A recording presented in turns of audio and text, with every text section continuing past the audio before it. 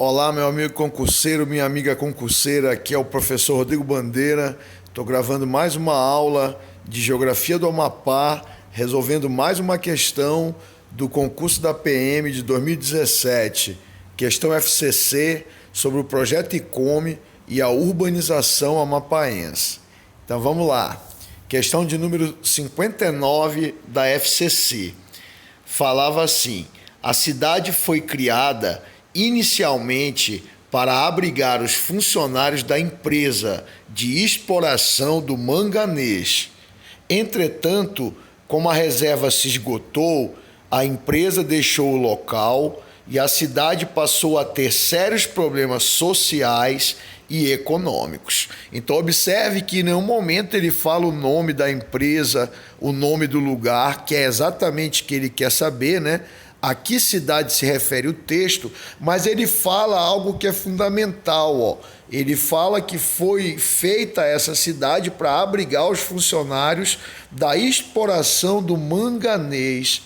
E quando se trata do manganês, que corresponde a esse minério bem aqui, ó, esse é o minério de manganês, nós estamos tratando de um projeto na história do Amapá, conhecido com o nome de Projeto ICOME.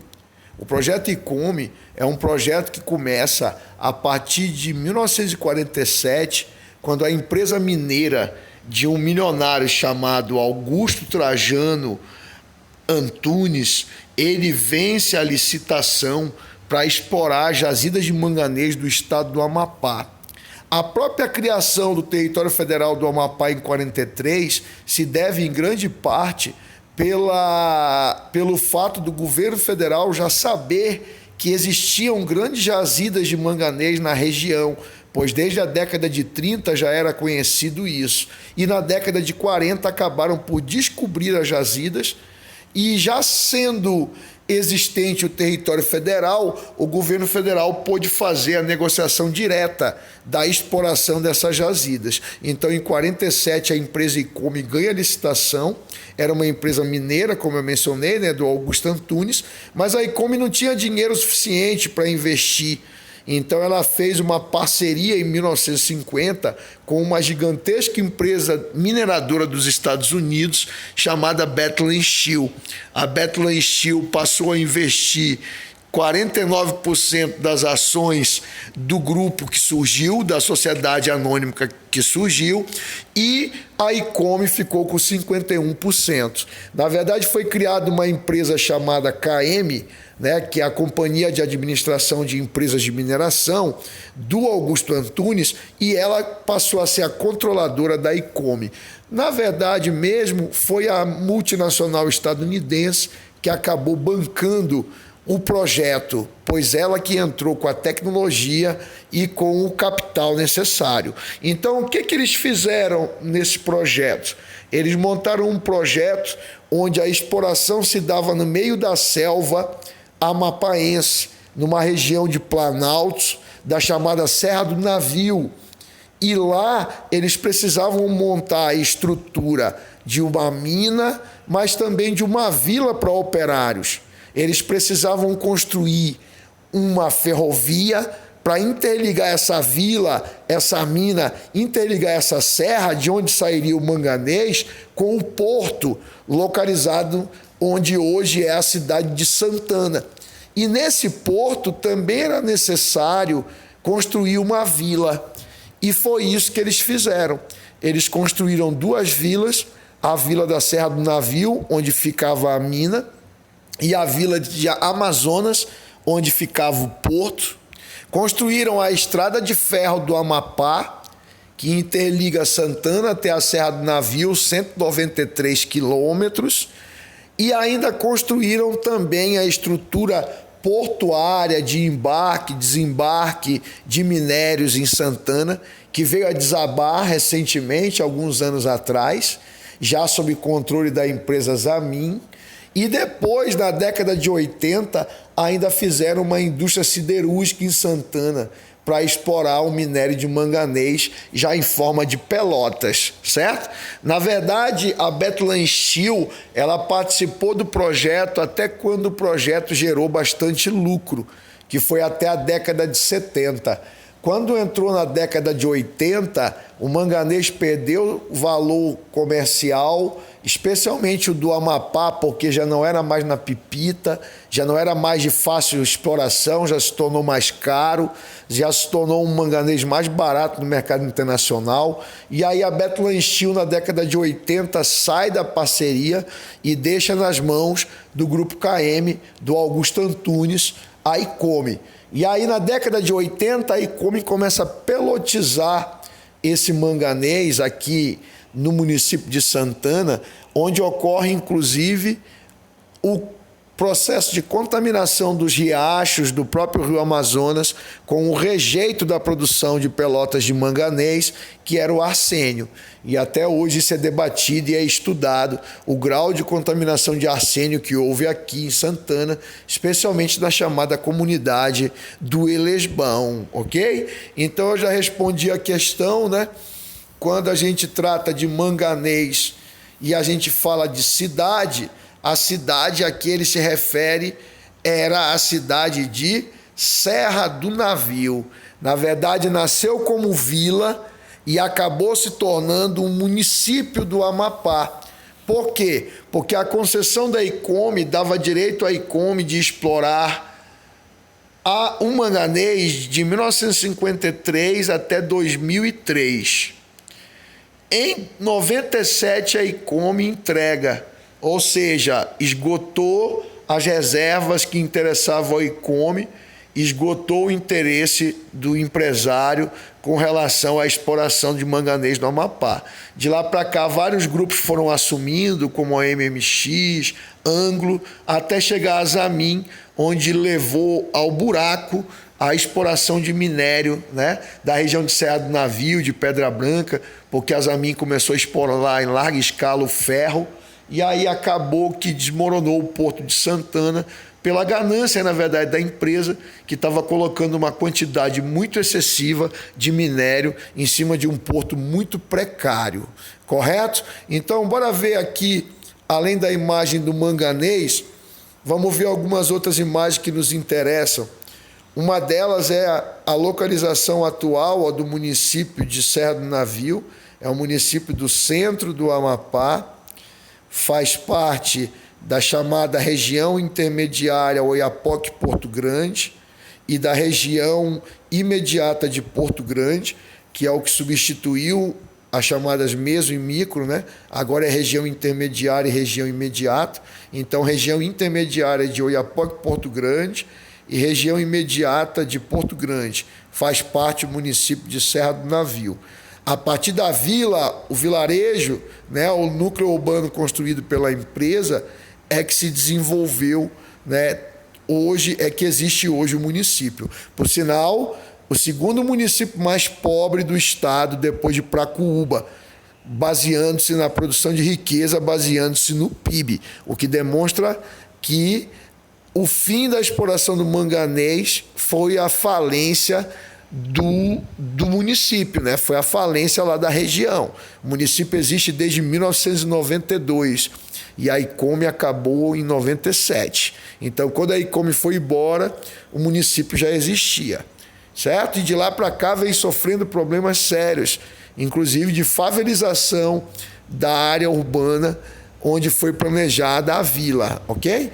E aqui a gente tem, ó, o croquis, né, inicial de projeto da Icome, feito pelo arquiteto Oswaldo Brat, que planejou a Vila da Serra do Navio e também planejou a Vila Amazonas, e é uma forma de colher chamada esse planejamento para a Serra do Navio, ó. A vila, área esportiva, área para trabalhadores, o acesso à ferrovia, certo? Quando foi planejado a vila, tinha que levar em consideração a proximidade com a ferrovia, tinha que levar em consideração os terrenos onde ela foi construída, e deu-se prioridade a uma área entre duas colinas, um vale com duas colinas, e acabou ali naquele lugar sendo feita a vila, um pouco mais longe do rio Amapari, porque é importante destacar que a Serra do Navio e a exploração do manganês se deu no vale do rio Amapari, um dos afluentes do rio Araguari, né, e um dos principais Aqui é a vila, logo quando foi construída na década de 60, ela foi construída no final dos anos 50, inaugurada no ano, mesmo ano de Brasília. Ela foi inaugurada em 1960 e a vila, ela era uma vila que nós chamamos em geografia de companital. Companital são as vilas construídas e administradas pelas empresas. No caso aqui, uma empresa privada, a Icome, com capital brasileiro e capital multinacional da Bethlehem Steel. Então aqui dentro quem mandava era a empresa, não era o Estado brasileiro, certo? Em primeiro lugar era a empresa. Até horários para se recolher à noite existiam. Além disso, a vila ela também era uma materialização da divisão de funções que existia dentro da empresa. Em outras palavras, existia uma divisão espacial dentro da vila que era a divisão de trabalho existente da empresa. Gerente morava num lugar, operário morava em outro, cargos médios moravam em outros. Geralmente essas vilas elas foram estruturadas em primária, intermediária e staff, mostrando a divisão de funções dentro da empresa, certo? Mas olhe como foi uma coisa ousada, né? No meio da selva. É importante dizer que o projeto Icome, ele foi o primeiro grande projeto mineral na Amazônia, tá? Primeiro grande projeto mineral na Amazônia. E que a vila de Serra do Navio foi o primeiro exemplo de vila de cidade planejada na Amazônia. Então é algo inovador para o momento histórico que está se vivendo. E, avançando, aqui já é a Serra do Navio agora, nos dias atuais. Então o que a gente vê é, por exemplo, já o surgimento de um aglomerado desordenado. Se comparado à estrutura ordenada que foi feita a vila no primeiro momento, né? Toda arquitetada, toda projetada pelo Oswaldo Bratic, que foi o seu arquiteto, né? E hoje já com a falência do município, um processo já de favelização, de até mesmo cada vez mais um enfeiamento da paisagem urbana, né? Por conta da decadência que a gente vai vendo do município. Perfeito? É importante lembrar que esse manganês ele tinha um grande interesse na época, porque o manganês ele é usado para fazer aço. E os Estados Unidos tinham um grande interesse em ter manganês para fazer armas, no contexto da Guerra Fria, certo? Prosseguindo, aqui a gente tem a outra companital que foi feita. Essa é a companital de Vila Amazonas. Eu morei na Vila Amazonas e eu posso dizer exatamente a organização da Vila Amazonas. Aqui era a primária, a área destinada aos operários, aos trabalhadores com os cargos de menor qualificação. Aqui era a escola, que depois virou Fundação Bradesco, que é até hoje. Aqui era a intermediária, para os trabalhadores com cargos técnicos, que trabalhavam em escritório, funções burocráticas. E aqui nessa parte mais isolada, com casas maiores, mais bonitas, nós tínhamos o staff, que é a área onde vai morar as chefias, os gerentes, os diretores, tá? Existiam os clubes, 2 clubes, o Manganês Esporte Clube aqui no staff, ligado... aliás, o Manganês Esporte Clube era na Serra. O clube do staff, né? Só podiam ir os funcionários do staff aqui, as pessoas que moravam no staff. E aqui o Santana Esporte Clube, que era usado pela população da primária intermediária. Então aí a gente vê claramente que a vila ela não era para todos, né? Ela era uma vila que podia ser usada de acordo com a função que se tinha dentro dela. Um funcionário da primária não tinha acesso ao clube do staff, beleza? E não esqueça, isso é o que a gente chama com o nome de companitais, cidades planejadas por empresas, e que no caso da Amazônia existem várias. Aqui no Amapá está aí as 2, a Vila da Serra do Navio, a Vila Amazonas. E tem lá no sul do Amapá, do lado do Pará, a Vila de Monte Dourado, né? Que já é outra história, mas que também é uma companital. Prosseguindo, a gente tem aqui, ó, a Estrada de Ferro, a EFA, Estrada de Ferro do Amapá. A Estrada de Ferro ficou pronta em 57. A concessão começou em 53, né? A licitação foi ganha em 47. A Bethlehem Steel entrou em 50.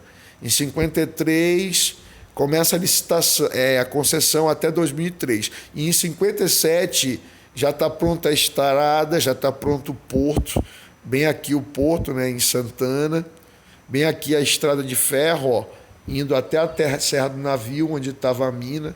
A estrada de ferro correndo paralela a rios, ó, aqui o rio Amapari, depois aqui correndo do ladinho do rio Matapia, ó, até chegar em Santana. E em 57 houve a primeira exportação de manganês que se deu pela ICOME. O próprio presidente JK, o Juscelino Kubitschek, na época, esteve aqui nesse momento. E ele foi o cara que quebrou o champanhe no primeiro navio com o minério de manganês que saiu daqui do Amapá, tá? Então essa é a estrada de ferro do Amapá, interligando o Porto de Santana até a Serra do Navio, beleza? Aqui a gente tem a construção da estrada de ferro entre os anos de 54 e 57. Você está vendo aí a colocação dos dormentes, que são essas madeiras nessas pernas mancas, que vão fixar os trilhos. Isso tudo feito no meio da selva, né? Isso teve um custo enorme, tanto custo financeiro, como custo humano, como custo ambiental, né? Estão aí literalmente invadindo a selva. Aqui você já tem a estrada funcionando, os primeiros carregamentos da década de 50, 60, o minério de manganês que vinha em vários vagões trazido por locomotivas e descarregava aqui no Porto de Santana. Aqui a gente já tem uma imagem bem mais recente do tempo da Anglo e da Zamin, já da falência dessa atividade, porque a ICOME saiu em 97, a estrada de ferro ainda foi usada por outras empresas para explorar ferro, principalmente, e acabou que, com a Zamin, houve o desabamento do porto e a estrada de ferro está hoje abandonada, ok? Foi uma atividade que deu um prejuízo gigantesco para o povo amapaense. Aqui a gente tem o porto, ó, na década de 60, logo quando ele foi feito. Veja que ele sempre foi um porto que nunca teve uma grande infraestrutura. Foi essa parte aqui, ó, que fica cheia de minério que a gente está vendo para embarcar nos navios. As ferrovias vêm daqui, ó, trazendo minério, desembarca aqui. Santana é aqui, ó. Aqui é a Avenida Santana hoje, uma das principais avenidas da cidade, a área portuária. Então foi esse porto que acabou caindo, né? Esse porto que acabou desmoronando por conta do excesso de minério colocado pela empresa Zamin, e isso foi constatado pelos estudos que foram feitos. E 6 pessoas morreram, certo? Está aqui, ó, o que aconteceu com aquele porto. Ó. Ele desabou e os trabalhadores que estavam aqui, 6 deles morreram. 2, inclusive, nunca foram encontrados os corpos. E isso aqui acabou impedindo de ser escoado o minério de ferro que existe no interior do Amapá, de ser escoado o próprio minério de manganês, que ainda são milhões de toneladas que tem lá na Serra do Navio. A própria ICOME, nos últimos anos, que vai voltar para o Amapá. Só que agora é um novo dono, ele já disse que não é a mesma ICOME. O que ele quer dizer com isso é que não vai ser mais aquele projeto grandioso, né? Ele está muito mais usando o nome ICOME, que é um nome que tem fama no estado do Amapá. Esse cara é provavelmente o cara mais poderoso que já esteve em terras amapaenses, porque ele é Augusto Antunes. Hoje ele é nome de escola no município de Santana, ele é o dono da ICOME, se tornou o dono do Grupo KM, comprou empresas como a própria Jari, comprou, né, controlava a Ancel, controlava a Brumasa, enfim, ele teve um império no estado do Amapá, o senhor Augusto Antunes. Teve, né, aqui em 57 a vinda do presidente Juscelino Kubitschek, ó. Esse é o Kubitschek, em 57 aqui no Amapá. Esse é o Augusto Antunes, o dono da ICOME, tá? Esse era o governador, na verdade o interventor, né, um militar, o capitão Janari Gentil Nunes, que foi designado interventor do Amapá por Getúlio Vargas. Era também um dos personagens na época mais poderosos que já estiveram aqui no Amapá. Teve o seu irmão Coraci Nunes, que foi deputado, acabou morrendo no acidente de avião e hoje dá nome a ruas, dá nome à hidrelétrica que foi construída com dinheiro da própria ICOME, porque a ICOME também ajudou com o investimento de capital na construção da primeira hidrelétrica da Amazônia, que é a hidrelétrica do Paredão, a hidrelétrica de Coraci Nunes, porque a própria ICOME precisava de energia elétrica, porque queria montar a sua siderúrgica, beleza? Aqui os dois, ó, o Augusto Antunes, o dono da ICOME, e o Janari Nunes, o governador interventor do estado do Amapá, beleza? Os caras mais poderosos da época aqui no estado, ok? Então, para finalizar, a resposta é a letra B. A cidade a que se refere o texto é a Serra do Navio, uma companital, ou seja, uma cidade-companhia, controlada pela companhia, construída pela companhia, administrada pela companhia, construída pela empresa de mineração ICOME, empresa essa que explorou o minério de manganês da década de 50 até o ano de 97. Nos dias atuais, a Serra do Navio é um dos 16 municípios que constitui o estado do Amapá e o penúltimo mais pobre, considerando o PIB, ok? Se você gostou do vídeo, curta, compartilhe. Forte abraço, até a próxima.